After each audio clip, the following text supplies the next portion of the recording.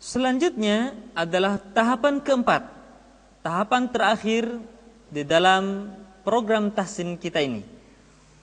Di dalam tahapan keempat, kita akan membahas beberapa ayat di dalam Al-Quran yang tidak bisa dibaca kecuali dipelajari secara bertalaki, berhadapan langsung atau melihat secara langsung bagaimana seseorang atau guru kita mengucapkannya. Di antara hal-hal penting di dalam ayat gharibah, yang pertama adalah saktah. Saktah adalah berhenti sejenak ketika kita membaca Al-Quran tanpa bernafas selama 2 harokat. Ada 4 tempat di dalam Al-Quran yang mesti disaktah. Yang pertama adalah surat Al-Kahfi, akhir ayat pertama, awal ayat kedua. Contohnya, walam yaj'al lahu 'iwaja qayyima. Jadi kalimat iwaja dengan qayyima tidak boleh disambung iwaja qayyima. Akan tapi disaktah dulu, berhenti tapi tanpa bernafas. Walam yaj'al lahu 'iwaja qayyima. Itu yang pertama. Yang kedua, di dalam surat Yasin ayat 52. Di kalimat mim marqadina, berhenti tanpa bernafas selama 2 harokat kemudian disambung kembali. Perhatikan. Qalu ya wailana man ba'athana mim marqadina hadza ma wa'ada rahman. Ketiga, surat Al-Qiyamah ayat 27. Perhatikan berikut ini. Wa qila man raq. Sekali lagi. Wa qila man raq. Dan terakhir adalah surat Al-Mutaffifin ayat 14. Ayat yang berbunyi, kalla bal rana ala qulubihim. Kalimat bal berhenti sejenak, tahan nafasnya selama 2 harokat, kemudian dilanjutkan kembali. Sekali lagi perhatikan. Kalla bal rana ala qulubihim. Itu yang pertama. Dan yang kedua adalah imalah. Terdapat di dalam surat Hud ayat 41. Ayatnya berbunyi, wa qala rukabu fiha bismillahi majraha. Dibaca imalah, dimiringkan. Jadi huruf ra yang berharokat fathah dibaca miring ke kasrah, sehingga bunyinya bukan majraha tetapi majreha. Majreha. Sekali lagi perhatikan.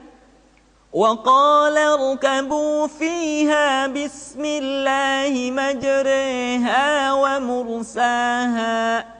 Perhatikan sekali lagi. Wa qala rukabu fiha bismillahi majreha wa mursaha. Yang ketiga, ishmam. Terdapat di dalam surat Yusuf ayat 11. Pada kalimat la ta'manna. Ishmam adalah menampakkan dhammah yang terbuang dengan isyarat bibir. Perhatikan contoh berikut ini. Qalu ya abana ma laka la ta'manna. Perhatikan sekali lagi. Qalu ya abana ma laka la ta'manna. Qalu ya abana ma laka la ta'manna.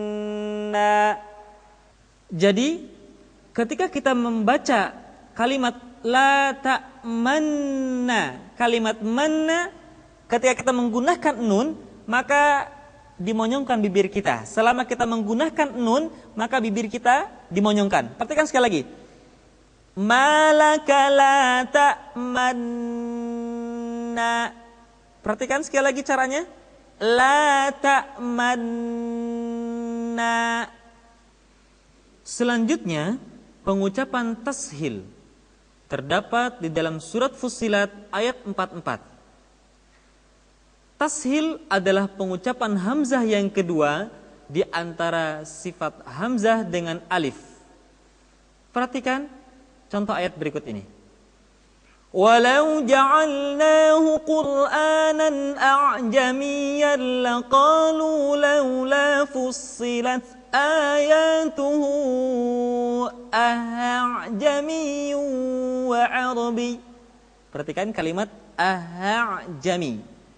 Di dalam cetakan Indonesia tertulis a'jamiyun, sementara dalam cetakan Timur Tengah, Al-Qur'an cetakan Timur Tengah ditulis a'jamiyun dengan hamzah kedua dikasih bulatan hitam. Perhatikan cara membacanya. A'jamiyun wa 'arabi. Jadi tidak dibaca a'jamiyun atau a'jamiyun, tapi hamzah kedua dibaca dengan suara yang samar. A'jamiyun wa 'arabi. A'jamiyun wa 'arabi.